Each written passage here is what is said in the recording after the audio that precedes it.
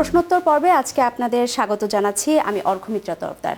আজকে আমাদের সাথে অতিথি হিসেবে যুক্ত আছেন বিএনপির জাতীয় নির্বাহী কমিটির সদস্য এবং ঢাকা ৯ আসনে বিএনপির মনোনীত প্রার্থী হাবিবুর রশিদ। হাবিবুর রশিদ, স্বাগতম আপনাকে।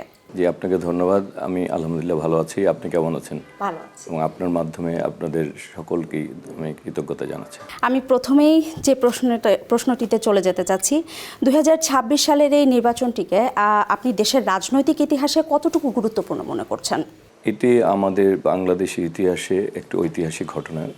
কারণ হচ্ছে এই বাংলাদেশ মানুষ তার ভোটাধিকারের জন্য, তার গণতান্ত্রিক অধিকারের জন্য আমাদেরকে হাজার হাজার আমাদের নেতাকর্মীদেরকে যেমন আত্মত্যাগ করতে হয়েছে, জুলাই আগস্ট গণ অভ্যুত্থানেও তেমনিভাবে ছাত্র জনতাকে আত্মাহুতি দিতে হয়েছে। একটি দেশ আসলে আমাদের এই দেশটি আমরা যেমন ভাষার জন্য রক্ত দিয়েছি, আমরা স্বাধীনতার জন্য রক্ত দিয়েছি, আবার গণতন্ত্রের জন্য আমরা বারবার রক্ত দিয়েছি। আজকে এই 2026 12 ফেব্রুয়ারি নির্বাচনটি আমি মনে করি যে আমার জাতির জন্য, দেশের জন্য একটা ঐতিহাসিক ঘটনা। কারণ মানুষ তার ভোটাধিকার এবং গণতান্ত্রিক অধিকার ফিরে পাবে। আপনি নির্বাচন নিয়ে যেহেতু কথা বলেন, অতীতের নির্বাচনের স্বচ্ছতা নিয়ে অনেক রকমের প্রশ্ন ছিল এবং এবারে নির্বাচন কি সেই শঙ্কা কাটিয়ে ভোটারদের আস্থাটা ফেরাতে পারবে কিনা? ভোটাররা যেহেতু দীর্ঘদিন পর তার ভোটাধিকার ফিরে পাচ্ছে এবং শুধু এটা কোনো এরকম সাধারণ পরিবেশে না, মানুষ অনেক ত্যাগের বিনিময়ে কিন্তু সে তার ভোটাধিকার ফিরে পাচ্ছে। মানুষ উদ্গ্রীব রয়েছে যে তার ভোটাধিকার বাস্তবায়নের মাধ্যমে সে তার প্রতিনিধিকে এবং রাষ্ট্রীয় ক্ষমতায় কারা আসবে সেটি সিদ্ধান্ত নেবে। মানুষ এখানে ভোট দেওয়ার জন্য উদ্গ্রীব, মানুষ ভোট কেন্দ্রে যেতে যাচ্ছে। নিরাপত্তার যেটা যারা এই নির্বাচনটাকে বানচাল করতে চায় এবং পরিবেশটাকে নস্যাৎ করতে চায়, তারা আসলে চায় যে নির্বাচনটাকে কোনোভাবে বানচাল করা যায় কিনা। কিন্তু সাধারণ যারা ভোটার, এদেশের জনগণ, তারা কিন্তু ভোট দিতে চায় এবং এই অন্তর্বর্তীকালীন সরকারের দায়িত্ব হচ্ছে ভোটারদেরকে এই পরিবেশটাকে নিশ্চিত করা।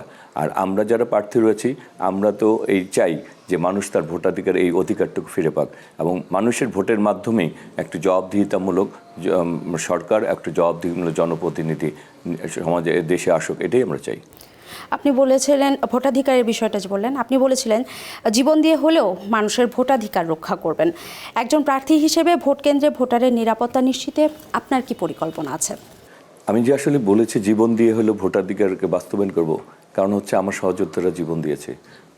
অনেক জুলাই আগস্টে অনেক হাজার হাজার আমাদের নেতাকর্মীরা এবং আমাদের ছাত্র জনতার জীবন দিয়েছে। তাহলে সেখানে যদি এই যে ভোটাধিকারের জন্য, যে গণতন্ত্রের জন্য আমার সহযোদ্ধারা জীবন দিয়েছে, আমিও তো তাদের একজন সাথী, আমিও তাদের একজন সহযোদ্ধা। সুতরাং আমাকেও যদি এই গণতন্ত্র এবং ভোটাধিকার বাস্তবায়ন করে জীবন দিতে হয়, আমি প্রস্তুত আছি সেইতে।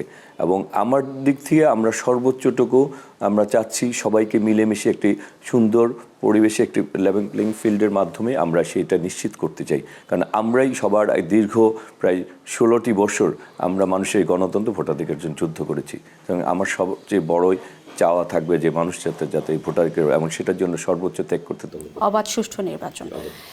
অবাধ সুষ্ঠু নির্বাচনের জন্য বর্তমান নির্বাচন কমিশনের পদক্ষেপগুলোকে আপনি কিভাবে মূল্যায়ন করছেন? মূল কথা হচ্ছে নির্বাচনে মানুষ যাতে সুন্দরভাবে যে নির্বাচন তার ভোট দিতে পারে, ভোট দেওয়ার এবং পরিবেশ যাতে কেন্দ্রের পরিবেশ যাতে সুষ্ঠু সুন্দর থাকে, প্রার্থীরা যাতে সুন্দরভাবে তার প্রচারণা চালাতে পারে, কোথাও যাতে কোনো আইন শৃঙ্খলার বিঘ্ন না ঘটে, সবাই যাতে নিয়ম মেনে সুন্দরভাবে তার প্রচার চালাবে, ভোট কেন্দ্রে যাবে এবং প্রার্থীরা, আমি চাই সকলকে নিয়ে কাজ করতে। এবং আমি মনে করি যে এই এলাকার যারা প্রার্থী তারা সকলেই এলাকার উন্নয়ন চায়, আমিও তো এলাকার উন্নয়ন চাই। তাহলে তাদের সাথে তো আমার কোনো দূরত্ব নাই। তাহলে আমরা ঐক্যবদ্ধভাবে আমরা এই পরিবেশটাকে আমাদের দিক থেকে, আমাদের দিক এবং আমার ব্যক্তিগত দিক থেকে সর্বোচ্চ সদিচ্ছা থাকবে। আর বাকিটুকু হচ্ছে এই সরকারকে সেই পরিবেশ তৈরি করে দিতে হবে। বিএনপি কেন এই নির্বাচনে অংশ নেওয়াকে একটি বড় চ্যালেঞ্জ হিসেবে দেখছে, জানাবেন? আপনি তো জানেন যে এই আমাদের নেত্রী দেশনেত্রী বেগম খালেদা জিয়া এই গণতান্ত্রিক অধিকার, ভোটাধিকার, এই গণতান্ত্রিক পুনরুদ্ধার করতে যে তিনি তার স্বামীকে হারিয়েছেন, তার সন্তান হারিয়েছেন, তার গৃহ হারিয়েছেন, মিথ্যা মামলার জর্জরিত হয়েছেন, কারাগারে গিয়েছেন। এই যুদ্ধ করতে করতে তো উনিই তো মৃত্যুর দিকে চলে গেলেন। তাহলে আমাদের দল কেন চাবে না যে এই ভোটকে কেন সর্বোচ্চ গুরুত্ব দিবে না? কারণ আমাদের তো সব কিছুই হারিয়েছি এই ভোটকে বাস্তবায়ন করার জন্য, গণতন্ত্র। তাহলে আমাদের কাছে তো এটা রক্তের বিনিময়ে অর্জিত একটি অধিকার, সেই অধিকার তো আমরা বাস্তবায়ন করবই। 2024 সালের ছাত্র জনতার বিপ্লবের পর রাজনীতির প্রেক্ষাপট একেবারেই বদলে গেছে। তো নতুন ভোটার এবং তরুণ প্রজন্মের জন্য আপনার বিশেষ কোনো ম্যান্ডেট আছে কিনা? আমরা আজকে যা গড়তে চাই তা তো ভবিষ্যতের জন্য, আর ভবিষ্যৎটাই হচ্ছে এই তরুণ প্রজন্ম।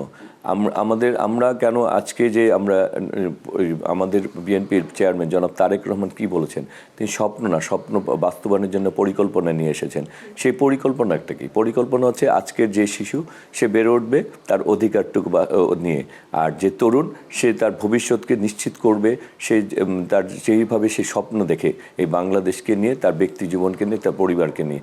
সুতরাং আমাদের কাজেই হচ্ছে তরুণ প্রজন্মকে একটি কারিগরি শিক্ষা, উৎপাদনমুখী শিক্ষা এবং বাস্তববাদ এবং শিক্ষার আলোকে তাকে উপযোগী করে তোলা। তাকে উপযুক্ত করে তুলতে পারলে আমরা এই দেশকে আগামীর ভবিষ্যতের জন্য উপযুক্ত করে তুলতে পারবো। ছাত্রদলের সাবেক সাধারণ সম্পাদক হিসেবে সাধারণ ছাত্রদের রাজনীতি বিমুখতা কাটাতে আপনি কি ভূমিকা রাখবেন? আসলে আমার কাছে মনে হয় যতক্ষণ না পর্যন্ত আমাদের মেধাবীরা রাজনীতির না আসবে এবং যারা এই দেশটাকে চিন্তা করে দেশটাকে এগিয়ে নিতে চায় তাদেরকে সম্পৃক্ত করা না যাবে, ততক্ষণ পর্যন্ত আমরা চিন্তা ভাবনাগুলিকে বাস্তবায়ন করতে পারবো না। সুতরাং আমি নিজেও বলেছি যে আমরা চাই আমাদের যে এই ছাত্র সমাজকে, আমাদের যারা দেশকে নিয়ে ভাবে, যারা আগামীর ভবিষ্যৎকে নিয়ে ভাবে, শুধু নিজেকে নিয়ে ভাবে না, হ্যাঁ, যাদের সারাউন্ডিংটা নিজে বা পরিবারের মধ্যে সীমাবদ্ধ না চিন্তাধারা, যারা সারা পৃথিবী দেখে, যারা সারা বাংলাদেশ দেখে, সবাইকে নিয়ে যাদের চিন্তা ভাবনা করে, তাদেরকে আমরা সম্পৃক্ত করতে যাই। এবং সম্পৃক্ত করতে হলে তারা এই সমাজের জন্য এমন কিছু কর্মকাণ্ড আমাদেরকে করতে হবে, সেটি সামাজিক হোক, ক্রিয়া হোক, সাংস্কৃতিক হোক, তারপরে বিভিন্ন ধরনের আমরা যদি গ্রন্থাগার করি, আমরা যদি খেলাধুলার ইনডোর গেমসের আয়োজন করি, তাদেরকে উদ্বুদ্ধ করা যে একটা দেশকে গড়তে হলে আসলে শুধুমাত্র রাজনীতির সাথে যে সব কিছুই জড়িত। রাজনীতি মানে যে মিছিল মিটিং করা তা না, রাজনীতি মানে হচ্ছে টোটাল দেশ, রাজনীতি মানে হচ্ছে বাংলাদেশের সবাই এবং সবার সম্পৃক্ততা, এবং সেখানে সব কিছু থাকে এবং প্রতিটা সেক্টরে এখানে জড়িত থাকে, সবগুলি জায়গায় এগুলি উন্নত করা প্রয়োজন। হ্যাঁ, সেইগুলি যদি আমরা তাদেরকে তুলে ধরতে পারি, তাদেরকে বুঝাতে পারি, তাদেরকে অংশগ্রহণ করাতে পারি, আমার মনে হয় যে তাদেরকে আমরা রাজনীতি নিয়ে আসতে পারবো।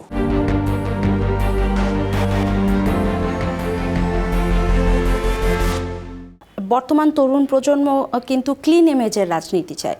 তো দীর্ঘ রাজনৈতিক ক্যারিয়ারে আপনি আপনার ইমেজ কতটা স্বচ্ছ রাখতে পেরেছেন বলে আপনি মনে করেন? 38 বছর যাবৎ রাজনীতির সাথে সম্পৃক্ত। মতিঝিল আইডিয়াল স্কুল থেকে এসএসসি পাস করেছি, সিটি কলেজ থেকে, তারপরে এইচএসসি। আমি আমার এই বাসাতেই আমার জন্ম, এই বাসা থেকে বেড়ে ওঠা, এই বাসার থেকেই রাজনীতি শুরু। সুতরাং এখানেই ছিলাম। অনেকবার কারাগারে গেছি, প্রায় 7 বার কারাগারে গেছি, 86 দিন ডিবি রিমান্ডে ছিলাম, 8 বছর সাজা হয়েছিল, হ্যাঁ, 2 বার মৃত্যুর হাত থেকে বেঁচে এসেছি। তারপরে এই এলাকায় বসবাস করি। সুতরাং মানুষ আমাকে খুব কাছ থেকে পেয়েছে, তাদের ঘরের ছেলে হিসাবে মনে করে, তাদের ভাই মনে করে, তাদের সন্তান মনে করে, তাদের সহযোদ্ধা মনে করে। সুতরাং আমার ভালো খারাপ তার সবাই জানে। আমি এরকম না নির্বাচন কেন্দ্রিক তাদের সামনে এসে উপস্থিত হয়েছি, আমি তো তাদের সামনে ছিলামই এবং তাদের সামনে বেড়ে উঠেছি। এবং তারা আমাকে সকল পর্যায়ে, কখনো সরকারি দল, কখনো বিরোধী দল, কখনো সকল অবস্থায় তারা আমাকে দেখেছে। সুতরাং তারা আমাকে নিয়ে যাচাই বাছাই করা, আমাকে সম্বন্ধে জানা তাদের কাছে খুব সহজ, পরিষ্কার। সুতরাং সেই জায়গা থেকে আমি মনে করব যে তারাই জানে যে আমি কতটুকু ভালো না খারাপ, বা আমি তারাই তো জানে, সিদ্ধান্ত তাদের হাতেই আছে। আচ্ছা, আপনি প্রায় নতুন বাংলাদেশের কথা বলেন, আপনার চোখে এই নতুন বাংলাদেশের স্বর্গ আসলে কেমন?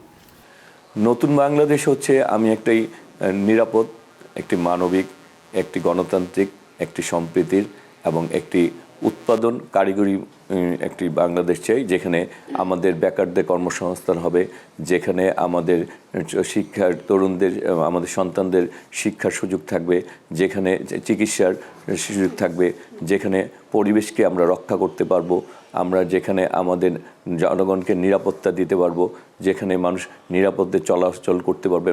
আমরা একটি নিরাপদ, মানবিক, সম্প্রীতির, গণতান্ত্রিক বাংলাদেশ দেখি, যে বাংলাদেশটা সবাই মনে করবে যে এই বাংলাদেশ আমার, এই বাংলাদেশকে গড়ে তোলার দায়িত্ব আমার, সেই বাংলাদেশকে আমি মনে করি যে ভবিষ্যৎ। বেকারদের কর্মসংস্থানের একটা প্রসঙ্গ আপনি তুললেন মাত্র, তো শিক্ষিত বেকারদের জন্য কর্মসংস্থান সৃষ্টিতে ঢাকা ৯ আসন নিয়ে আপনার সুনির্দিষ্ট কোনো রোডম্যাপ আছে কিনা? হ্যাঁ, আসলে মানে আমরা আমাদের যে বিএনপির চেয়ারম্যান জনাব তারেক রহমান, উনি যে 31 দফা পরিকল্পনা নিয়েছেন, সেই পরিকল্পনায় কিন্তু তিনি প্রতিটি ছাত্র, জনতা, শ্রমিক, কৃষক, গৃহিণী কাউকে বাদ দেননি, প্রতিটি নিয়ে চিন্তা ভাবনা করেছেন। এখন বেকারদেরকে উনি যে শিক্ষা ব্যবস্থার কথা বলছেন, সেটি উনি বলছেন যে একটি উৎপাদনমুখী এবং কারিগরি শিক্ষা ব্যবস্থা। সেখানে আমাদের শিক্ষা ব্যবস্থাটাকে এমনভাবে গড়ে তোলা যাতে একটি ছেলে মানে লেখাপড়া শেষ করে যার যেমন চাকরির নিরাপত্তা থাকবে, সে যদি চাকরি না করে সে যাতে উদ্যোক্তা হতে পারে, সেই জিনিসটিও থাকবে। আবার সে যদি মনে করে না আমি বিদেশে যে আমার দক্ষতাকে প্রমাণ করব, সেইভাবে তাকে উপযুক্ত করে গড়ে তোলা, যাতে করে বিদেশে যেও সে তার দক্ষতার মাধ্যমে দেশকে রিপ্রেজেন্ট করতে পারে এবং সেও ওইখানে ব্যক্তিগত জীবনে এবং তার পারিবারিক জীবনেও সে যাতে সচ্ছলভাবে চলতে পারে এবং তার দ্বারা দেশও যাতে উপকৃত হয়। হ্যাঁ, এমন একটি শিক্ষা ব্যবস্থা, এমন একটি উৎপাদনমুখী আমরা আমাদের ঢাকা ৯কে গড়তে চাই। মূলত হচ্ছে যে আমরা চাই ঢাকা ৯ আরও বেশি আমাদের যুব যুব মন্ত্রণালয়ের আন্ডারে, আমাদের শিক্ষা মন্ত্রণালয়ের আন্ডারে, আমাদের সমাজ কল্যাণ মন্ত্রণালয়, এখানে যে কর্মকাণ্ড তাদেরকে উৎসাহিত করা, তাদেরকে গড়ে তোলার জন্য যে কর্মকাণ্ডগুলি সেইগুলি আমরা এই প্রতিষ্ঠার মাধ্যমে আমরা তাদেরকে সম্পৃক্ত করে উপযোগী করে তুলতে। মানে খিলগাঁও, সবুজবাগ, মুগদা এই তিনটে মিলিয়েই তো হচ্ছে হলো ঢাকা ৯ আসন এবং এর ভোটার সংখ্যা হচ্ছে হলো প্রায় 4,49,452 জন। তো মানে অনেক বেশি, এখন মনে কিছু কমছে। হ্যাঁ হ্যাঁ, তো কিছু বেশি সময় অনেক দিন ধরে হচ্ছে হলো মাদক, বর্ষাকালে এখানে হচ্ছে হলো সড়ক একেবারে খুবই নাজেহাল অবস্থা থাকে, শীতকালে গ্যাসের তীব্র সংকট থাকে। তো আমি জানতে চাচ্ছি যে বিজয়ী হলে প্রথম 100 দিনে আপনার অগ্রাধিকার কি কি থাকবে? আমরা ঢাকা ৯কে আসলে বলি হচ্ছে নাই এলাকা, মানে কিছুই নেই। আমার এখানে শিক্ষার প্রচুর সুযোগ নাই, চিকিৎসার জন্য একটা হাসপাতাল ছাড়া কিছু নেই। এলাকার মানুষ থাকে প্রায় 30 লাখ। হ্যাঁ, ভোটার আপনি বলেছিলেন পরিষ্কার ঢাকা ৯ মানে সুস্থ ঢাকা ৯, সেরকম কিছু একটা বলেছিলেন। এখন যেটা হচ্ছে যে আসলে আমাদের কিছুই নেই। আমাদের ভালো একটা হাসপাতাল নাই, ভালো একটা বিশ্ববিদ্যালয় নাই, আমাদের ভালো মাঠ মানে নাই। আমাদের এখন এরকম অনেক এলাকা আছে যেখানে একটা গ্রাম যে সুযোগ সুবিধা পায়, ওইখানে সেই সুযোগ সুবিধা নেই। বড় বড় বাঁশের সাঁকো আছে, অনেক বড় বড় সেতু আছে বাঁশের। তারপরে আপনি ওইখানে হেঁটে যাওয়া যায়। হ্যাঁ, ওইখানে আপনি কোনোভাবে সাইকেল দিয়েও যেতে পারবেন না। তো এটা একটা ঢাকা সিটির আমি নাগরিক হয়ে আমি বলবো যে আমি বাংলাদেশের রাজধানী ঢাকা, আমি সেখানে বসবাস করি, কিন্তু আমার বাড়িতে আমি হেঁটে যেতে হয়। তা অনেক সময় স্যান্ডেল পরেও যাবে না, খালি পায়ে হেঁটে যেতে হয়। এই হচ্ছে ঢাকা সিটির, আমি ঢাকা ৯-এর আমাদের যারা এখানে, তাহলে এটা তো আসলে মানুষের জন্য কষ্টকর। আবার তাদের উপরে আপনি বলবেন যে ট্যাক্স চাপিয়ে দিবেন, তাহলে আসলে আপনি কিসের ভিত্তিতে আপনি এই কাজটি করছেন, তাই না? তাই আমরা যে জিনিসটা চাচ্ছি যে একটি মানে মিনিমাম নাগরিক সুবিধাগুলি মানুষ যাতে পায়, সেইটা নিশ্চিত করা, মৌলিক অধিকারগুলি নিশ্চিত করা। আর মানে এখানে জলবদ্ধতা আছে, জলবদ্ধতার জন্য খালগুলিকে ভরাট করা হচ্ছে। অনেক হাউজিং কোম্পানিগুলি অনেক সময় অপরিকল্পিতভাবে বাড়িঘর বা হাউজিং অনেকভাবে এই খালগুলি উদ্ধার করতে হবে।